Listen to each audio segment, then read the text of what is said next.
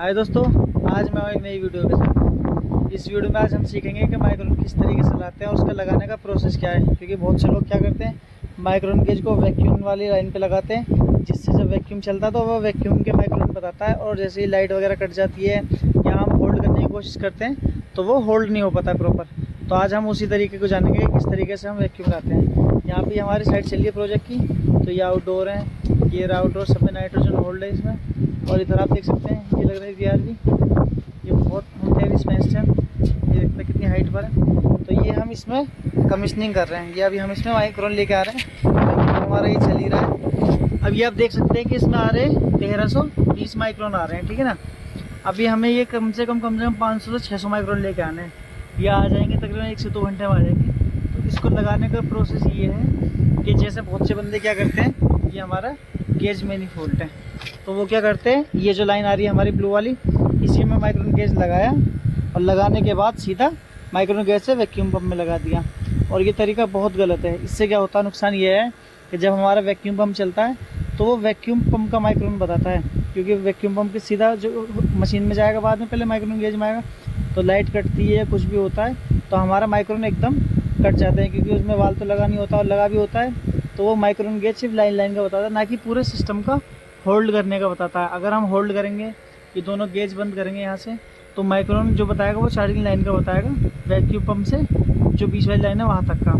और अगर हमें सर्किट में चेक करना है तो उसका तरीका ये होता है, देखिए 1320 आया हुआ है ये, क्योंकि अब माइक्रोन आ चुका है तो अब थोड़ा स्लो ये डाउन होएगा, ठीक है ना। तो इसका तरीका ये है कि जैसे अभी हमने लगा रखा है, ये हम दोनों लाइनों से वैक्यूम कर रहे हैं। ये लिक्विड लाइन है, लिक्विड लाइन ये गई हमारी सीधा माइक्रोन गेज के इनपुट में, ठीक है। और ये जो आउटपुट वाली लाइन है माइक्रोन गेज की, ये सीधा गई हमारी गेज मैनिफोल्ड में, ठीक है।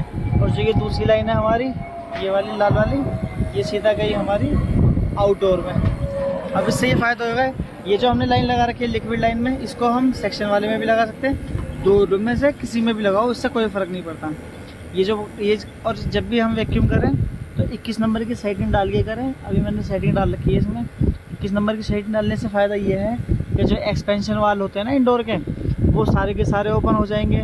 तो जो माइक्रोन आएंगे वो सारी की सारी पाइपलाइन का एक्सपेंशन वाल, इनलेट, आउटलेट, मतलब हर जितनी भी जगह होगी इंडोर साइड में, सब जगह का माइक्रोन आएगा, ठीक है ना।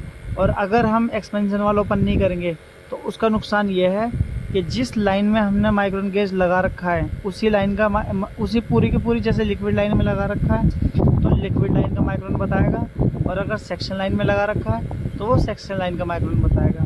तो इसीलिए कभी भी माइक्रोन गेज लगाएं तो 21 नंबर की सेटिंग ज़रूर डालें, ताकि उससे एक्सपेंशन वाल ओपन हो जाए, ठीक है ना।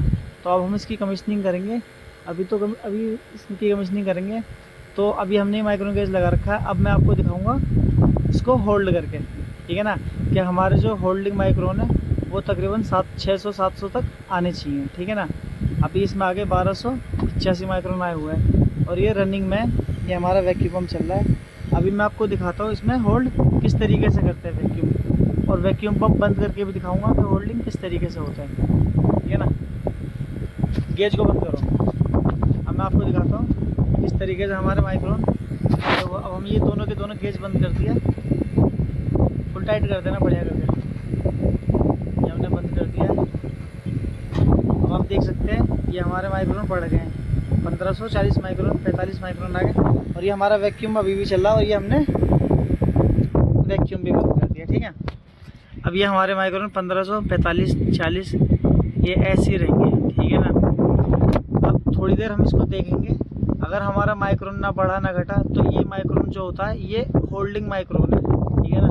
ये जो हमारा माइक्रोन है ये इस टाइम पूरे सिस्टम में आया हुआ है, ठीक है ना। हमने वहाँ दोनों गेज बंद कर रखा है, और ये होल्ड माइक्रोन है 1500 माइक्रोन। थोड़ी देर इसको देखेंगे, अगर ये इतनी रहता है तो हमारी मशीन में बिल्कुल माइनर से माइनर, कहते हैं ना 0% भी लीकेज नहीं है इस टाइम इसमें, ठीक है ना। और माइक्रोन लाने का हमारा मकसद यही होता है कि हम जब भी कमीशनिंग करते हैं, क्योंकि कमीशनिंग तो ज़िंदगी में एक बार होती है, फर्स्ट टाइम जो होती है, जब भी प्रोजेक्ट होता है तो फर्स्ट टाइम कमीशनिंग होती है। तो इससे माइक्रोन लाने का फ़ायदा ये होता है कि एक तो हमारे सिस्टम में जो नमी होती है वो नमी बिल्कुल ख़त्म हो जाती है इससे, वैक्यूम से, ठीक है। और दूसरा फ़ायदा ये होता है कि जो हमारे सिस्टम में लीकेज वगैरह होती है ना, जैसे कहीं फ्लेयर हल्का सा लूज छूट जाता है या कुछ भी XYZ कहीं पे भी माइनर से माइनर भी लीकेज होती है।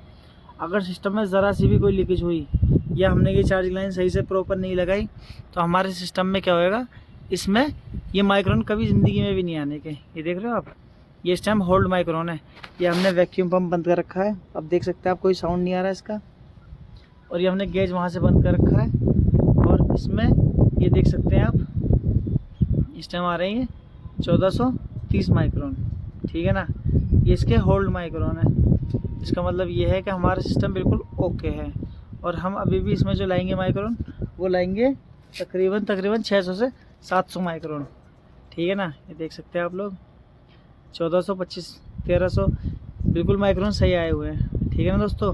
तो कभी भी लगाएं इसी तरीके से लगाएं। और अगर ये मैं ये वैक्यूम वाली लाइन में लगाता इस टाइम माइक्रोन गेज, ये जो लगा रखा है मैंने, ये वाली जो वैक्यूम पंप इसमें लगाता, ये वाली लाइन यहाँ लगाता और यहाँ से हम बीच में लगाते, तो उसका नुकसान ये है कि जैसे मैंने अभी ये गेज बंद कर रखा है ना, उस टाइम पे मैं बंद नहीं कर सकता था इसको, या अगर मुझे चेक करना होता तो मैं लाइन खोल के चेक करता। अब इससे फ़ायदा ये है कि अपना आराम से गेज बंद करो और चेक कर सकते हैं हम कि कितने माइक्रोन होल्ड है, ठीक। बहुत सी बार क्या होता है, माइक्रोन लाने में हमें दिक्कत होती है कि हम माइक्रोन ही नहीं आते हैं सिस्टम में, हमें लगता है कि सिस्टम लीकेज है, पर ऐसा नहीं होता। जब भी हम इसमें नाइट्रोजन टेस्ट करते हैं तो नाइट्रोजन टेस्ट करने के बाद चार्जिंग लाइन लगाएं और लगाने के बाद झाग फॉर्म से ये जो चार्जिंग लाइन का जॉइंट है, ये हो गए, ये दोनों हो गए या ये वाले हो गए, इनको जब नाइट्रोजन होल्ड होता है हमारा इसमें सिस्टम में, उस टाइम पे चेक करें, ताकि माइनर से माइनर अगर हमारी और ये चार्जिंग लाइन जो है ना, इसको भी पूरा का पूरा गीला करें, क्योंकि चार्जिंग लाइन में ना बारीक बारीक छेद होते हैं। अगर चार्जिंग लाइन हमारी पुरानी है या गेज मैनिफोल्ड पुराना है तो उसमें क्या होता है ना, माइक्रोन आपके कभी आने के ही नहीं है। तो कभी भी अगर माइक्रोन लेकर आओ तो माइक्रोन से पहले अपनी चार्जिंग लाइन प्रॉपर चेक करो कि उसमें रबड़ लगी हुई है सही तरीके से या नहीं लगी हुई, और वो प्रॉपर टाइट है या नहीं है। जैसे मैंने टाइट कर रखा है, ये टेफ्लॉन टेप लगा के टाइट कर रखा है, वहाँ पर भी प्रॉपर टाइट कर रखा है।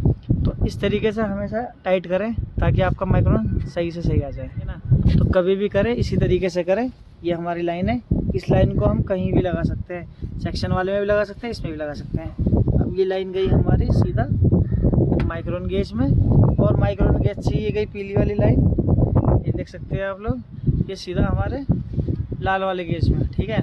और जो ये बीच वाली लाइन है हमारी, ये सीधा गई हमारी, आप देख सकते हैं वैक्यूम पंप में। और जो लाल वाली लाइन है ये सीधा गई हमारी, देख सकते हैं, ये सीधा गई आउटडोर में। अब हमने गेज बंद कर रखा है। अब ये आप लोग देख सकते हैं 1400, 1300 ये माइक्रोन स्टेम होल्ड है इसके, ठीक है दोस्तों। तो कभी भी अगर माइक्रोन लाएं या कमीशनिंग करें तो इस तरीके से माइक्रोन को लाएं और होल्ड करें इसको, ठीक है दोस्तों। अब ये हमारा सिस्टम बिल्कुल ओके है, इसमें कहीं कोई लीकेज नहीं है, ठीक है दोस्तों। वीडियो अच्छी लगी हो तो लाइक करें, कमेंट करें और चैनल को सब्सक्राइब करें। मिलते हैं नेक्स्ट वीडियो में।